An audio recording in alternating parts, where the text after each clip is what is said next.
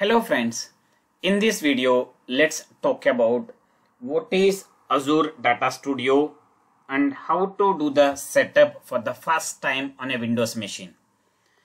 In the previous video we talked about how to do the installation of Azure Data Studio on a Windows machine. Now let's talk about what is Azure Data Studio and its setup. First of all, Azure Data Studio is a cross-platform database tool. It really helps a database professionals, either DBAs or database developers, which will help us to manage or work the RDBMS either on-premise or on the cloud. This Azure Data Studio supports Windows OS, Mac OS and Linux OS. It also supports cross-platform database tools. It supports any RDBMS. It supports SQL Server, Oracle or Postgres. This Azure Data Studio gives a modern editor experience. See, as a SQL developer, you will be using SSMS, SQL Server Management Studio. As a Postgres developers or Postgres DBAs get a separate GUI, graphical user interface. Even Oracle developers or Oracle DBAs gets their PLSQL or SQL developer editors. But this Azure Data Studio gives a modern editor experience for any of the RDBMS, which comes with a intelligence. This intelligence feature default you have in SSMS. Also you have in SQL developer or PLSQL developers. And also it comes with a code snippets. So this is one of the important and easy feature for the developers. And one of the main advantage here is source control integration. See, as a SQL developer, I am struggling to integrate the SQL objects to the source control, either TFS or GitHub. So I need to copy those all objects and I need to save in understandable format of GitHub or a TFS. TFS is nothing but Team Foundation Server. I'm struggling frankly. Now this Azure Data Studio provides source control integration and an integrated terminal. So more or less it gives a modern experience to the developers or DBAs. And it also gives you inbuilt dashboards which can be customizable. So when I say dashboard, if your server contains 10 databases, it gives you a dashboard.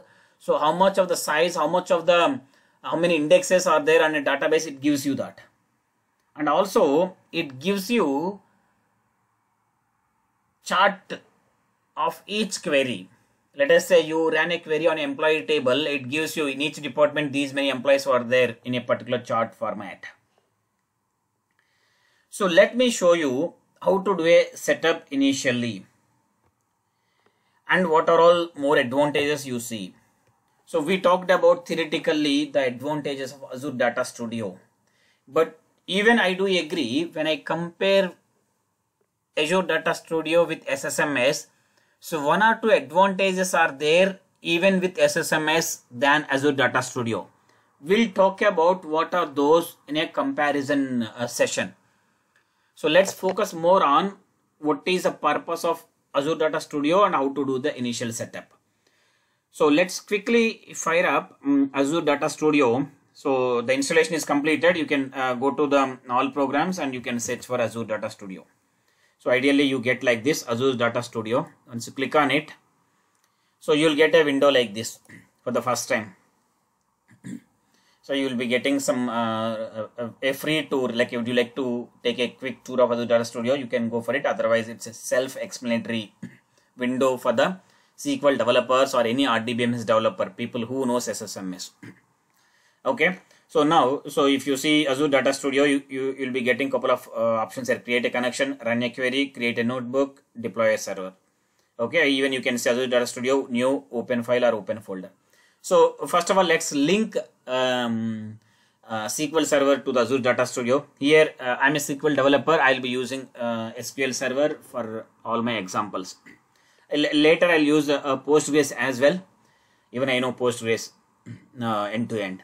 So let's click on to add a new connection to the Azure Data Studio for the first time. So you have icons in the left side. So new connection, one icon, and one more is new server group, one more icon, and the other icon is disabled show active connections.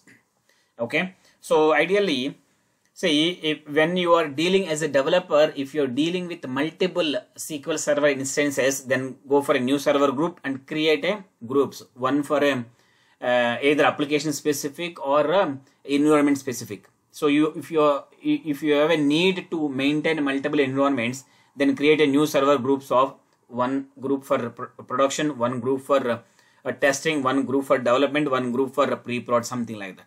So if you have only one server which you will be working on a daily basis, then you can directly click on new connection. So even this is my personal PC. I have only one instance of SQL Server. I can go for like this, but you have a comfort to do that activity.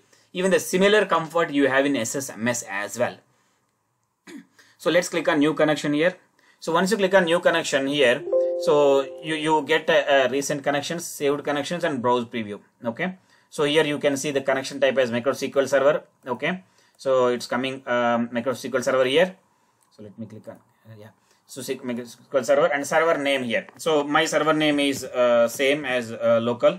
I'm going to keep it as a local host or computer name. Either is fine for me. Okay, either is.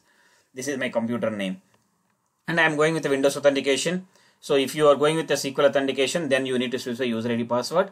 Otherwise, you can go for it. Next one is remember password. Next, what database you want to put, a default database, or the connection is correct. That is the reason why it's showing all the available databases. And server group by default is, I don't have any groups here. Name, what do you want to go with it? So the name by default it goes with Venkat-PC, but if you want to go for any specific name, then you can put it here. So it's up to me to decide the name. Okay, if I want to put a separate name, this can be anything. It's not related to the server name or authentication related stuff. So local. Okay, I'm just keeping local to understand. I'm giving different names here and there. So click on connect. So once you click on connect, ideally, so you get a window like this. You can see here servers are local, and here you will be having a one home button and databases, and here you will be getting a by default one chart here. If you see here the size of the database here, you can see in a chart format. You won't get this comfort in SSMS. So AdventureWorks of database file size is 264 MB, and this is a log file is 72 MB. So in the similar way you can see. So there are one or two databases which are there, very basic and small databases are there. Since it's my practice, but when you use the same thing in your real applications, you will understand. And also you can see the server properties. Version of this is 15.0. It mean SQL Server 2019, and computer name is this, and the edition developer edition 64-bit. So you will be getting here edition as well, standard, enterprise, or web, or express developer, and OS is Windows 10. If you don't want to see, you can minimize like this. Okay, and you can see backup status. So 0 within 24 hours, 4 older than 24 hours, 6 no backup found. So since it's my local machine, so these stats may not be relevant actually, but if you go in a real cases, you will get a perfect stats here. So this is how we do setup for the first time. So now how to create a new query here is simply just expand this. Okay, here databases, you can simply expand the databases. Okay, and you can right click on any of the queries, any of the database, any of the database, and you can click on a new query. Okay, so here you just simply click on a new query. Once you click on new query, you will get like this. So I want to see what are all the tables which are there in AdventureWorks. Okay, so you can see the intelligence. So even you have a intelligence in SSMS as well, but not up to this level. Okay, let's click on tables here. So I'm querying an AdventureWorks DW 2019. Okay, I'm trying to see what are all the tables in the AdventureWorks 2019 data warehouse. Let's click on run it. Once I run it, so I'll be getting data like this. How many are there? So almost 31 tables I have here. Okay, so couple of dimension table, couple of fact tables and all. So now this is how you get the data here. So in the message section, you'll be getting like, so how many rows affected and total execution time. This is how you get even in SSMS. Not much difference. But let me show you that differences here. So if you see in the extreme right, you have a couple of icons here. The first one is save as CSV. So if you click on it, this entire data here, so you have around 31 records, right? Yeah, 31 records. Yeah, here you can see 31 records. So that will come in CSV format with a comma separator. And next one is Excel, save as Excel. You can see when you hover it, you'll see that message, save as Excel. Next one is save as JSON. This is one of the important and easy format if you really need JSON. Okay, next one is XML. Okay, by default it shows you all the four. Okay, so it's up to you now. If anybody asks like you want the data in CSV or Excel or JSON or XML, you can do it easily. But even little similar comfort you have in SSMS as well, but not as it is. Okay, so now next one is chart format. This is important. Let me click on chart. So once I click on chart here, I can see. So here data, how the data has been showed as like I have many columns. Those data has been scattered like this. So based on the name and all. Okay. So this is a default one. Okay. So if you want you want to remove couple of data and all, you can that customization is a separate one. Even chart type by default is bar. So you have multiple like a horizontal, okay, or like you have a pie chart. So this is a pie chart. If you see, this is how the pie chart came. See that I am using every record to draw a graph. That is the reason why this is coming like this. But if you have a defined data which in a chart format or something like that, then that chart format will come in a meaningful manner. But simply I am showing you sys of all tables. This is not a relevant table for the chart. Let me take another table. Let us say fact internet sales. So let me run this query. Now let's come here. Even data is too much. Maximum row count for built-in cards are exceeded actually. Yeah. So this many combinations has been exceeded. So I need to get a relevant format data for the charts. Then only chart will come in a meaningful manner. So this is how I'm going to use my Azure Data Studio. And even let us say if you want to create a new table, you do not know the syntax. Okay, you can type select. So you want to add a new column. Once you select it, you will get some piece of code which help you to add a new column to the tables. Or you want to create a database, you want to create index, you want to create a stored procedure, you want to create a table, you want to create a temp table, to create a cursor and all. See, so this kind of similar code snippet, this is called as a snippet. You have the snippet concept even in Visual Studio as well. Now let's click on add column here. Once I click on add column here, I got something here. So add a new column name to a table of table name in schema DBO. So now here table name you need to replace here and column name you have to replace, and you need to put it as data type here, and either null or not null you have to specify here.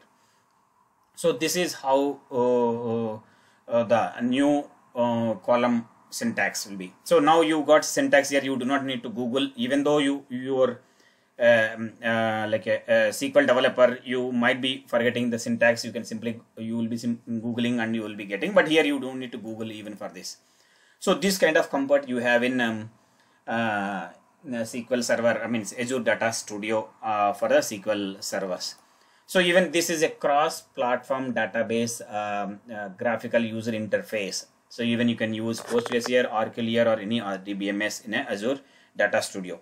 So we'll talk one by one in Azure Data Studio how to make use of it and how to configure it and how to start using it. So that's all. Let's meet in the next video. Thank you.